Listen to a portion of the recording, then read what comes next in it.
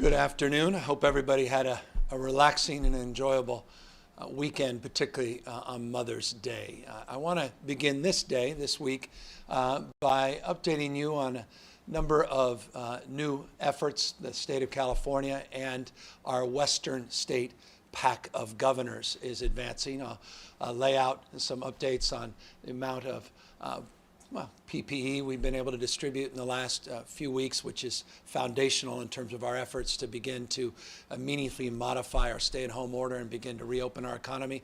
Update you on the daily numbers and trend lines, and preview a few things coming up later this week. But let me first begin by making a statement reinforcing some of the words I've been saying over the course of the last few weeks. You know, it was just a number of months ago that California was announcing a projected $6 billion budget surplus. I'll remind you, this time last year, that surplus was projected to be over $21.4 billion. We were debating the size of the surplus and how best to manage our budget with that surplus in mind. But just 90 or so days ago, a projected $6 billion budget surplus. We reflected on the fact that this state over the last 5 years has enjoyed 3.8% annual GDP growth, substantially outperforming the rest of the nation.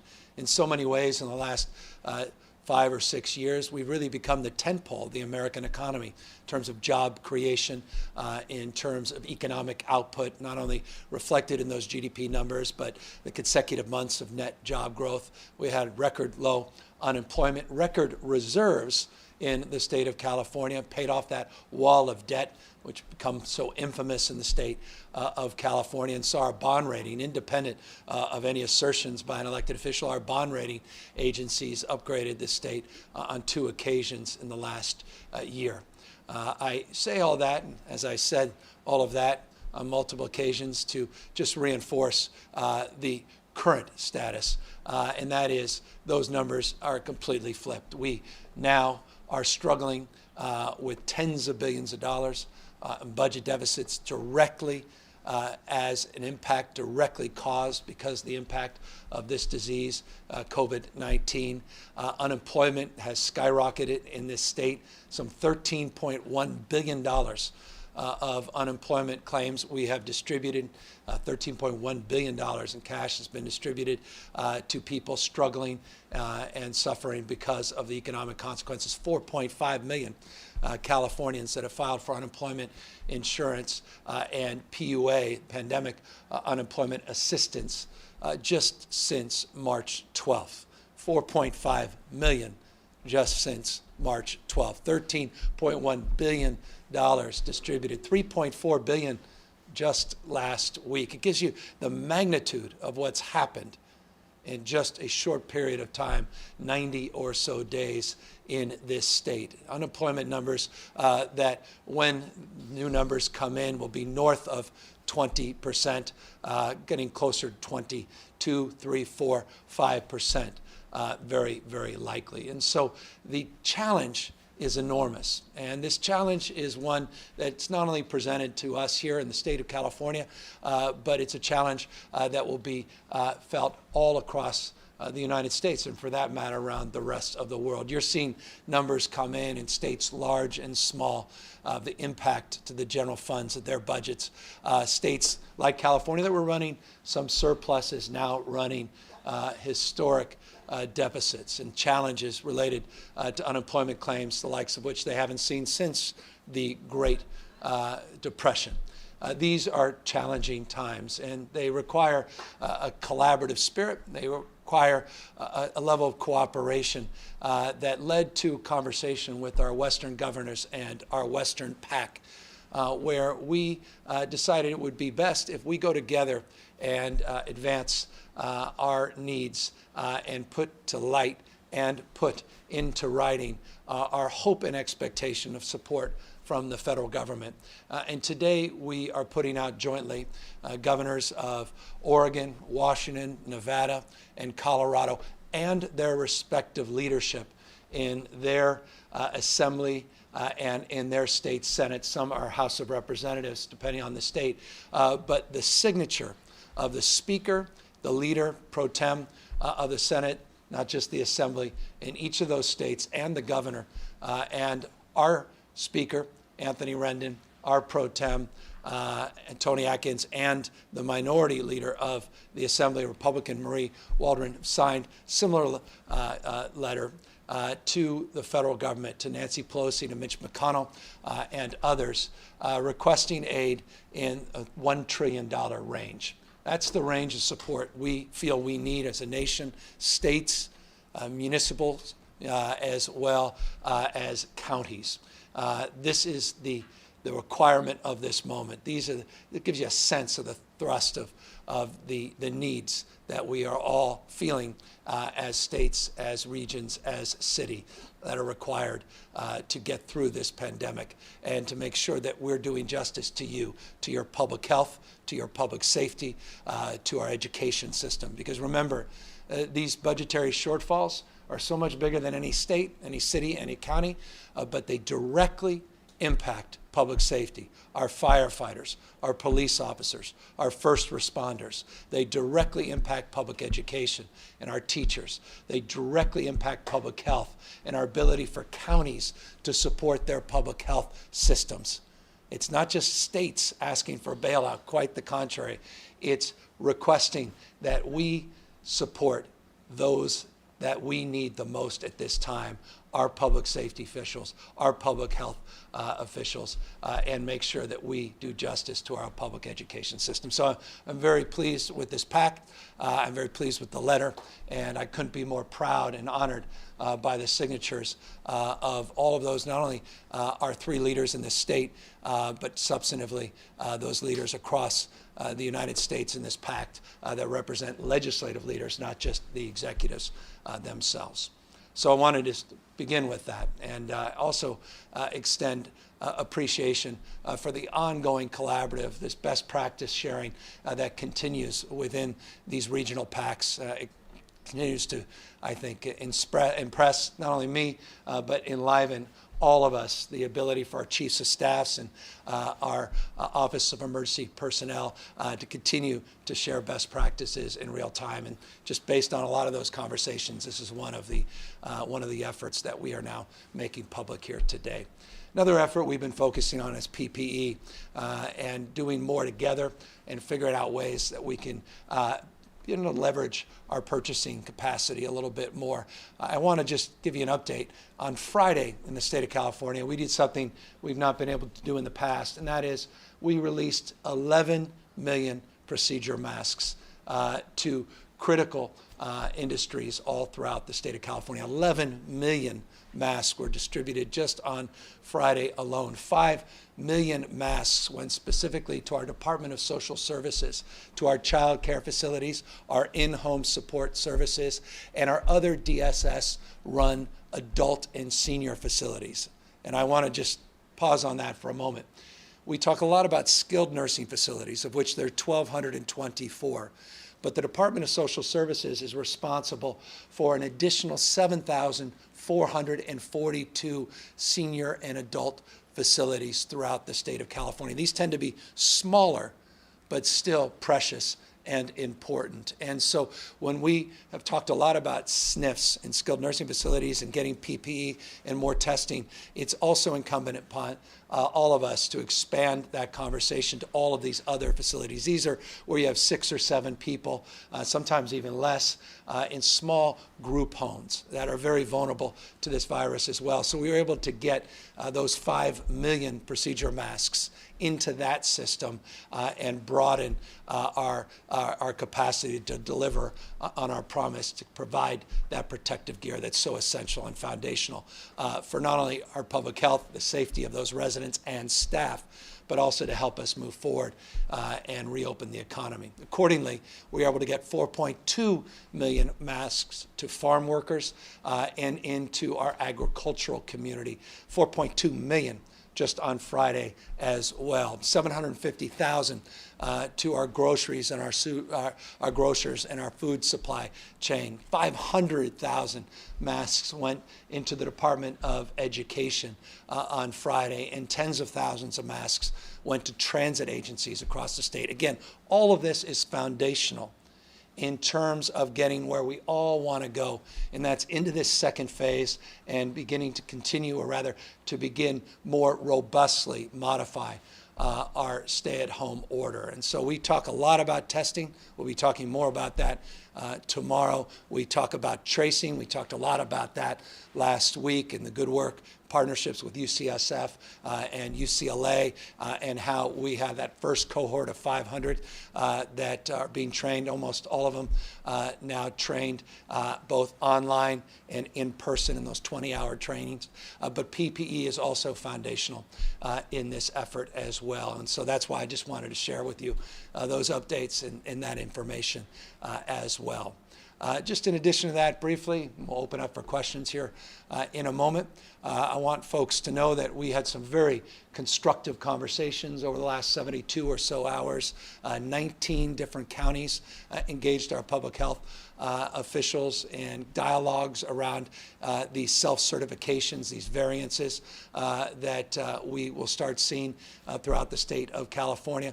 So very healthy dialogues. I think there are 9 more scheduled that we have lined up just today. So we've been active in that space, actively working with these counties. In some cases, we are very close, and tomorrow we'll be making some announcements if the counties haven't already in that space in terms of their attestations to their plans, their prevention plans, their containment plans, and all of the guidelines that we put out around them. We'll more formally put out the detailed sectoral guidelines tomorrow to help advance those efforts. That's in the dining space, and that's in the office space, some malls, et cetera. So more prescriptive language with flexibility, but prescriptive in terms of those guidelines being a little bit more formalized. Those come out tomorrow, and we'll see, I'm sure, more conversations take shape and more engagement being advanced once those guidelines come out as well. But good news, progress in that space, and I know others are more eager to move more quickly, and we will work with every county, with every city in a practical and responsible way. But here's the caveat. This is a health-driven conversation. It's not because we don't want to. It's not because we would not like to.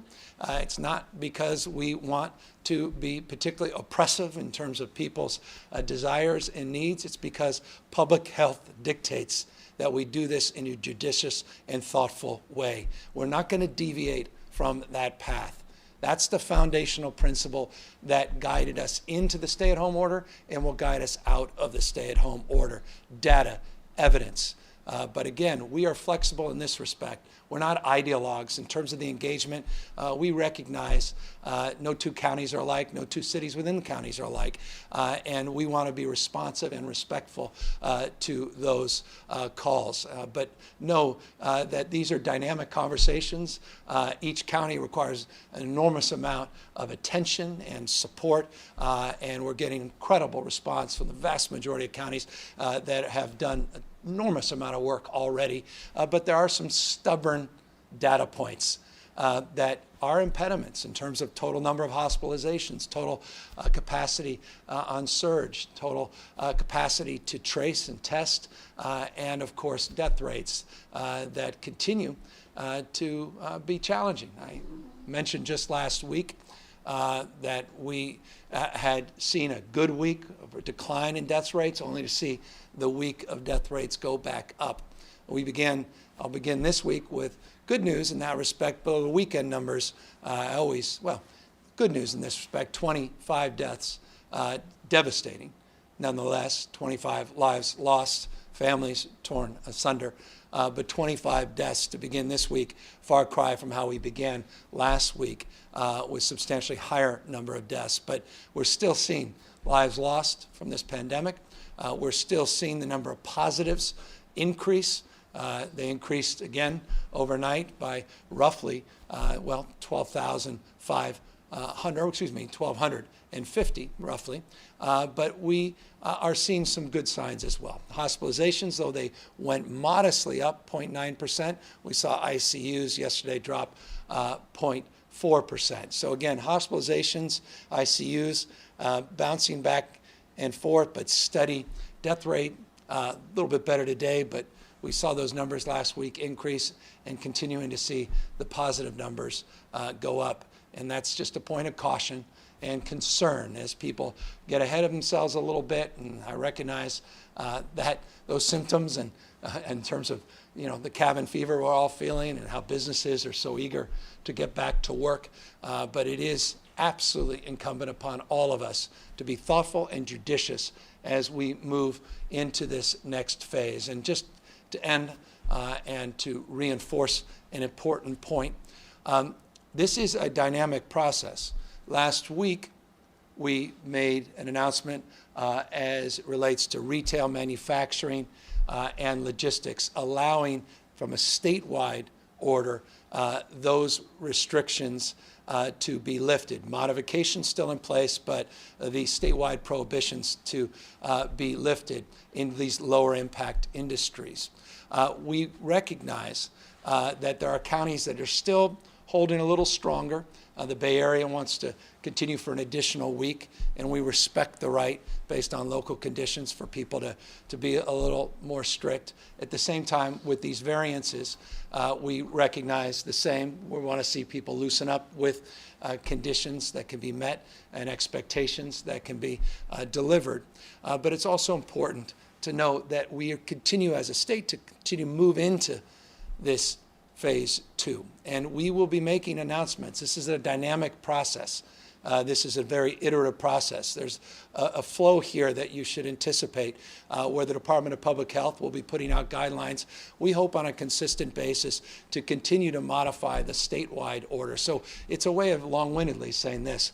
For counties that feel like they're just locked in and somehow they're not going to be able to move, that's not the case. We as a state will move together.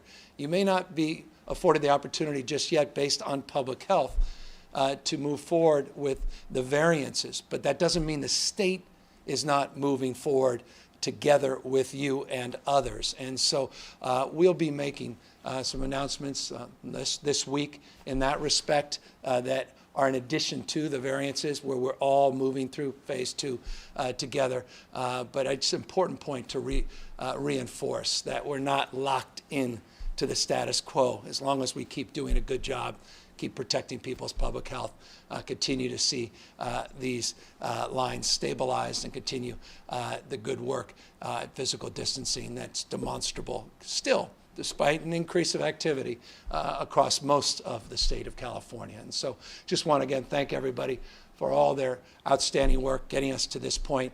Over 70% of the economy in the state of California, over 70% of the economy is open with some modifications, 70+%.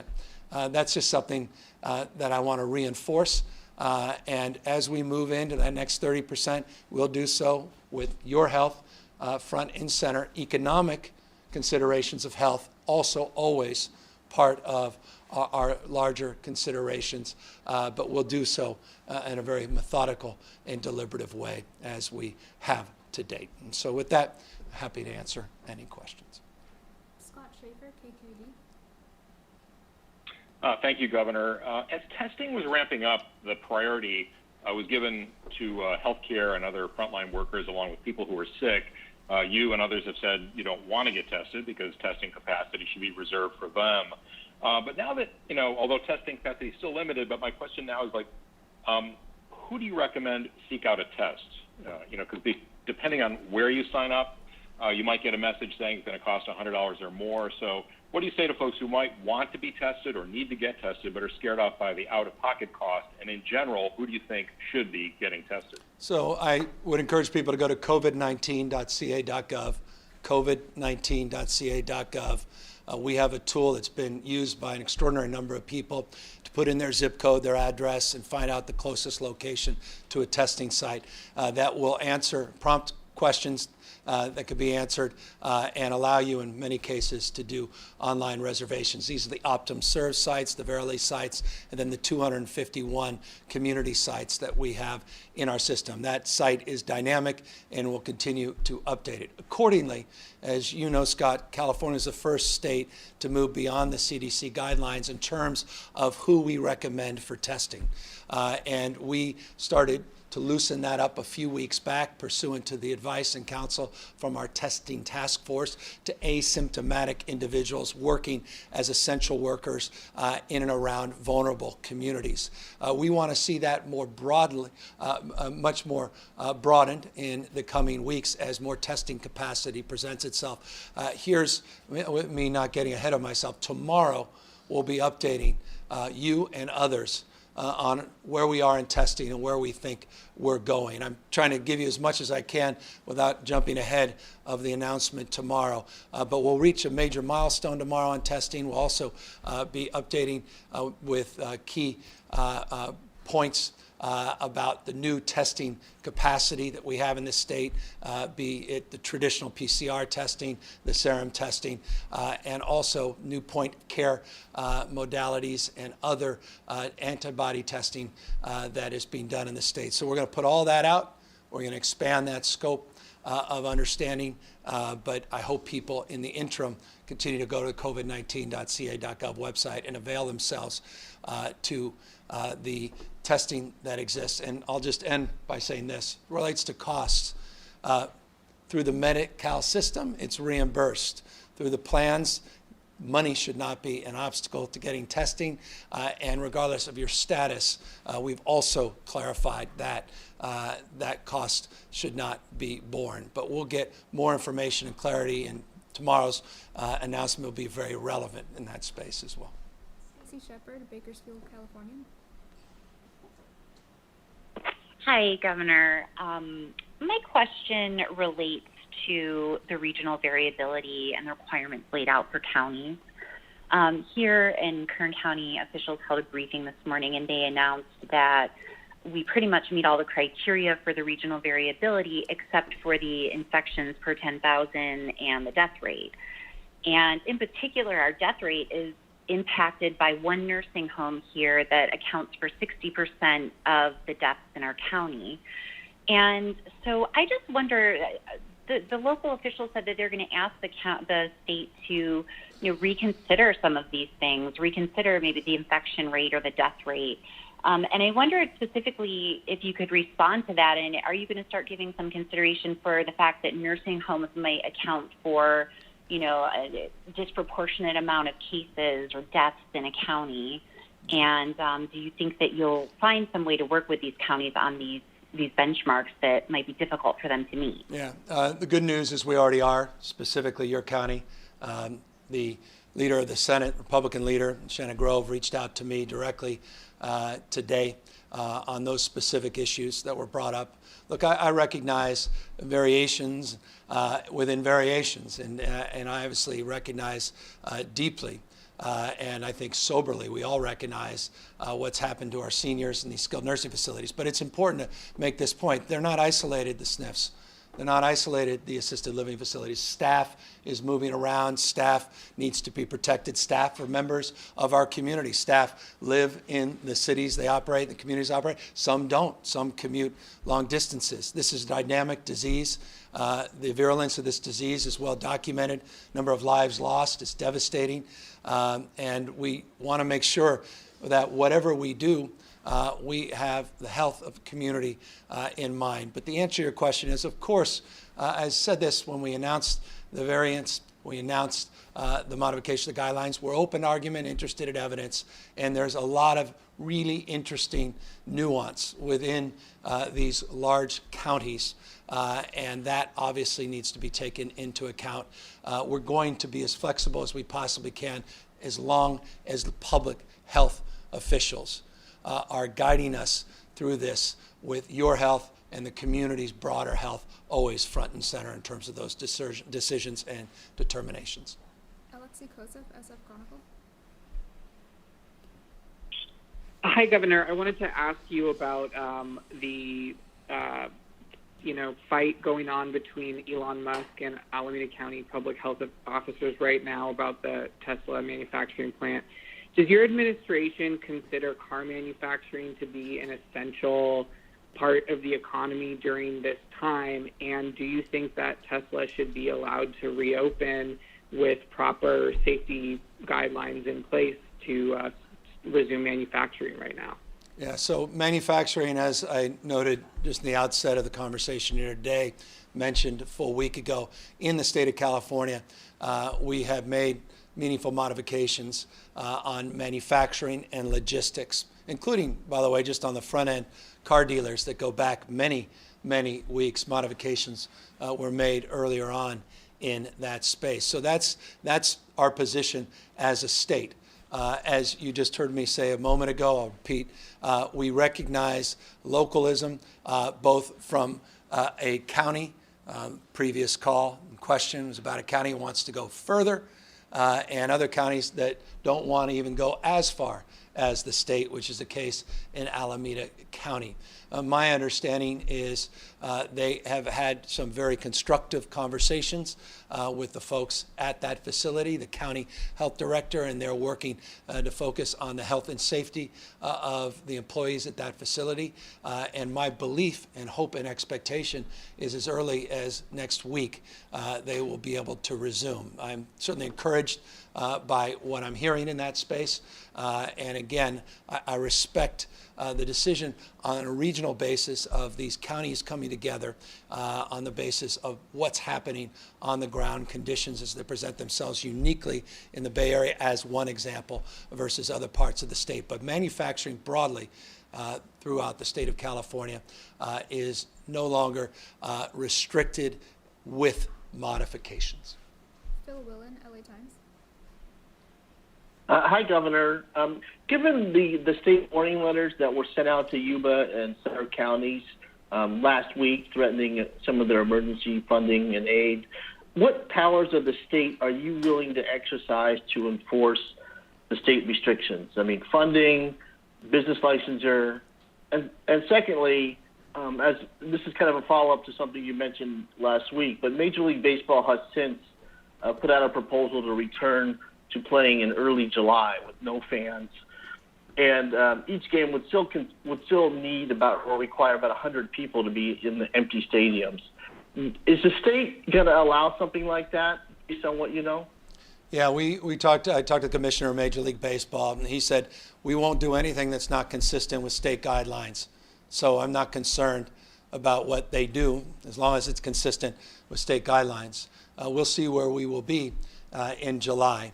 I'm very encouraged by the progress the state of California has made to date, and we are making meaningful modifications in real time. We'll be making subsequent announcements tomorrow as it relates to putting out the guidelines for these regional variations that can be self-attested towards or to.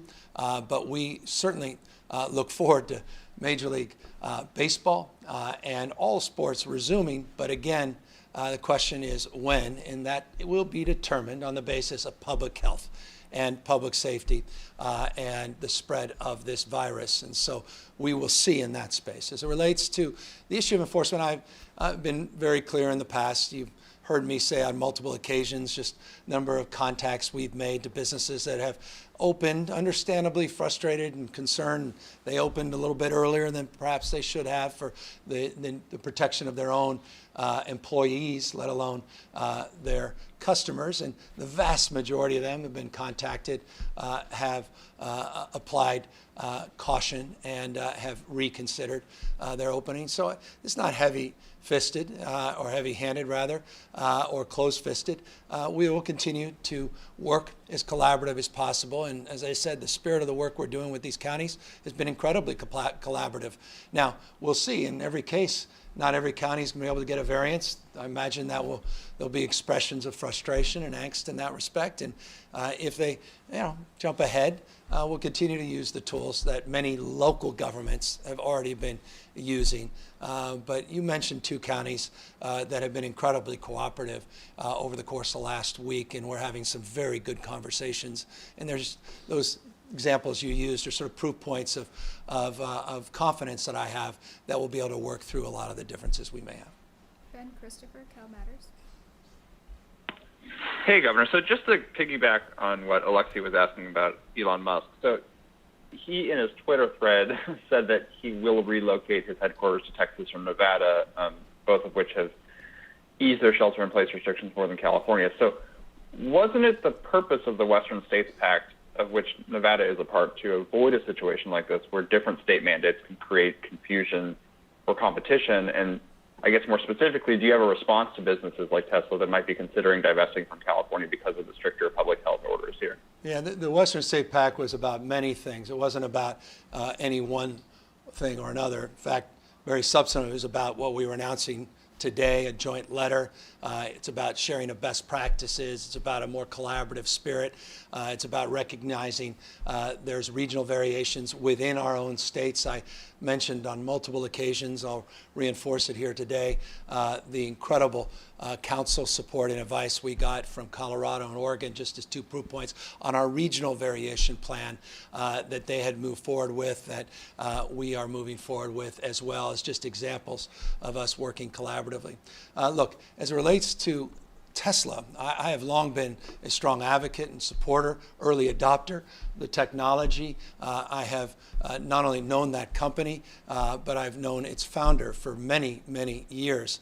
I have great reverence for their technology, for their innovative spirit, for their leadership, and I have great expectations that we can work through at the county level the issue with this particular county and this company in the next number of days. So look, I have more confidence moving forward in our ability to support a company that this state has substantively supported for now many, many years. And in return, we have been beneficiaries of their incredible growth, ingenuity, and innovative spirit. We look forward to many, many decades of that relationship. And I know many of us are frustrated by where we are in this pandemic. Some of this, a lot of this, most all of it, no one could have ever seen coming. But we're working through all these issues in real time. We're getting very close. Even those Bay Area modifications coming in the next number of days, within a week or so. And I'm confident we'll get through this, regardless of what some people are saying on social media and in the press currently. Sovereign, KCBS. Thank you, Governor. Not to harp on Tesla, but I'm just curious, have you spoken to Elon Musk about this? And I'm sure you know that he went ahead and reopened his factory this morning in direct defiance of the county, whether he's still in constructive negotiations with them or not. But have you spoken to him about this? And what is the message not only to him but to other business owners watching this around the state who may be emboldened by what he's doing, by seeing him just go ahead and reopen and engage in a profane Twitter exchange with a member of the state legislature? Yeah, I can't attest to the fact that he's reopened today. Not aware the details of that, but to answer your question, yes, we did have a conversation a number of days ago, and again, we made the modification. He wanted clarification on the state modification, where we did move forward with the manufacturing and logistics and retail augmentations. Again, 70% of the economy in the state of California now open. At the same time, we do have regional conditions. You work in a community that is among those that went regionally in a pact, where we are respecting the rights of their health directors to make decisions that they see best for themselves. And to the extent we can be helpful and accommodating, we will be, to move these conversations along more quickly. But I look forward to getting manufacturing back in the state, more logistics work, more retail. We made those modifications, again, with conditions, health and safety conditions first and foremost. And as someone comes from the private sector, a business person, before I got into politics, I deeply recognize the anxiety that people are feeling about the economic pressures and the need to reopen. And we look forward to all of these companies reopening, re-energized, and getting all of our workers back in a safe way, and the economy moving in a big and very dynamic way very, very shortly. Sharon Bernstein, Reuters.